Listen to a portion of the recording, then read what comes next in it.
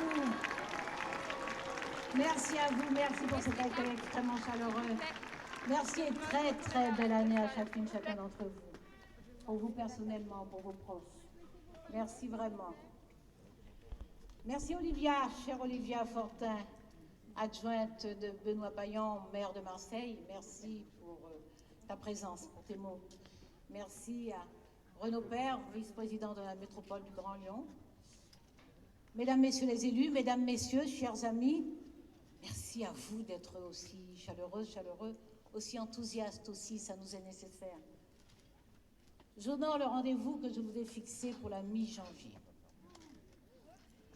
Je le fais ici, depuis cette ville de Lyon, ville jeune, diverse, complexe, fraternelle, comme beaucoup d'autres villes de France, et comme beaucoup d'autres aussi, campée dans une histoire, une identité territoriale, une identité culturelle, marquée par l'histoire. Ici, une histoire forte, longue, l'histoire sociale des canuts de la Croix-Rousse, qui donne encore aujourd'hui chair et sens à la République démocratique et sociale.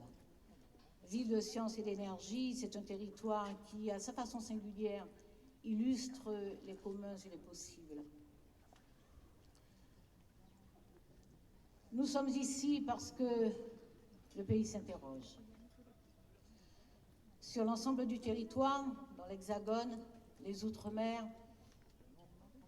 je vois, j'entends les colères face aux inégalités, aux injustices, aux discriminations, sur lesquelles parfois viennent se poser des paroles de mépris. La pandémie a révélé des souffrances, une souffrance sociale qui a frappé toutes les générations. Nous aurions pu devenir fatalistes. Mais en même temps, je vois ces espoirs obstinément entretenus.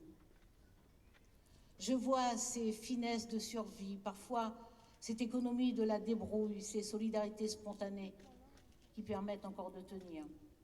À nouveau, j'ai parcouru le territoire, je suis allée à la rencontre des Françaises, des Français, de vous, à Marseille, cette ville fière et ardente, à l'occasion de l'hommage rendu à Gaston Crémieux, communard de Marseille, héros fusillé en 1871. Puis à Saint-Denis, l'une des plus jeunes villes de France, avec sa vitalité, son énergie. À Vierzon, où j'ai rencontré le personnel hospitalier, à l'image de ces soignantes et ces soignants qui, sur tout le territoire, montrent un dévouement sans faille et conservent la joie de faire, d'accueillir, d'aider, de soutenir aussi bien le personnel médical que le personnel paramédical.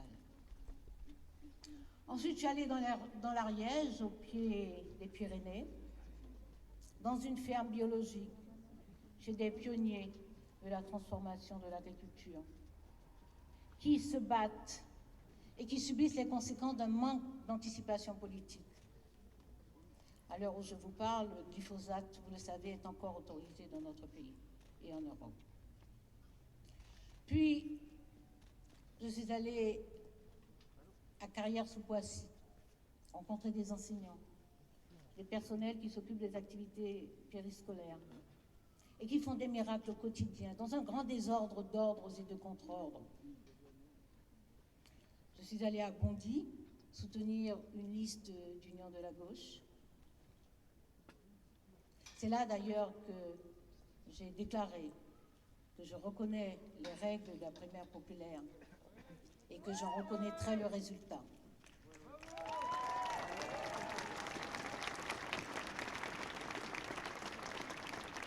Je suis allée à Nantes sur toutes ces thématiques qui sont pour moi des thématiques prioritaires, celles que je viens d'énoncer. Et à Nantes, sur les violences contre les femmes, en particulier contre cette classe d'âge des 16-24 ans, sur l'égalité professionnelle aussi. Puis à Rennes, rencontrer ces personnels des métiers du soin, des personnels des professions sociales et médico-sociales, des métiers du bien-être, des métiers de la solidarité, de l'attention aux autres. puis aussi, je suis allée à Cayenne. Je vous ai ramené quelques belles images pour les jours de blues. Mais ça, je le dis à voix basse parce que je sais que dans tous les territoires, il y a de belles images.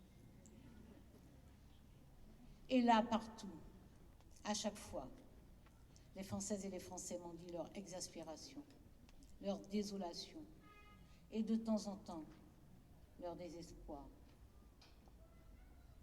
Et pourtant, l'espoir est là. Il tient. Il tient.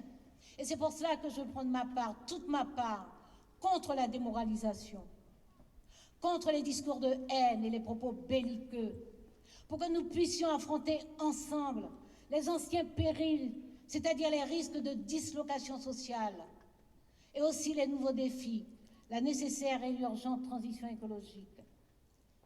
Les colères qui nous font descendre dans la rue, occuper les ronds-points, sillonner les boulevards, parfois stationner devant une grande institution comme la justice. Ces colères ne sont pas un exutoire de notre mal de vivre.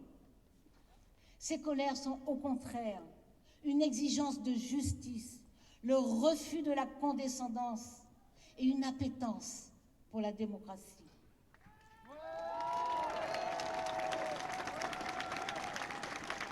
Et je m'engage auprès de vous, parce que je partage avec vous l'aspiration à un autre mode de gouvernement. Nous voulons un gouvernement qui sache écouter et décider en clarté et en responsabilité. Nous voulons un gouvernement qui sache mobiliser nos capacités au lieu de nous infantiliser.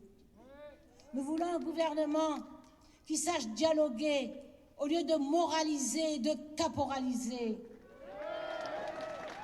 Je suis allée à la rencontre des Français, oui, de vous, du mouvement associatif, des syndicats de salariés, de vous, de nous, dans nos vies quotidiennes.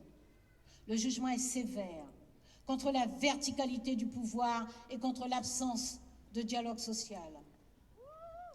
Il nous faut donc revigorer notre démocratie. Il faut que le prochain quinquennat, fasse le pari radical d'un gouvernement mieux adapté au XXIe siècle. Il nous faut revigorer notre démocratie en réhabilitant le Parlement, en contrôlant l'action du gouvernement et en veillant à la séparation réelle, effective des pouvoirs. Nous en sommes capables parce que je suis impressionnée par la volonté d'agir, par cette maturité démocratique qui nous est précieuse et qui est une chance pour renouveler le contrat social dont nous redéfinissons le contenu. Nous sommes trop éduqués, trop instruits, trop cultivés, trop actifs pour nous accommoder plus longtemps encore d'un possible usage des institutions comme instrument d'un pouvoir personnel. Nous allons introduire l'expression citoyenne dans tous les débats publics, dans tous les sujets prévus à l'article 11 de la Constitution.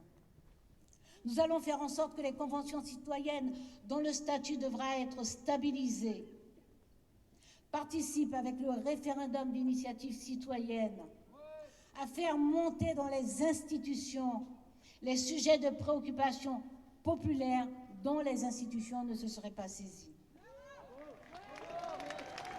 Pour toutes ces exigences d'un gouvernement qui nous respecte, qui vous respecte, pour toutes ces exigences d'un gouvernement d'une grande démocratie, débarrassé de fantasmes monarchiques, pour satisfaire toutes ces exigences, je suis candidate à la présidence de l'Europe.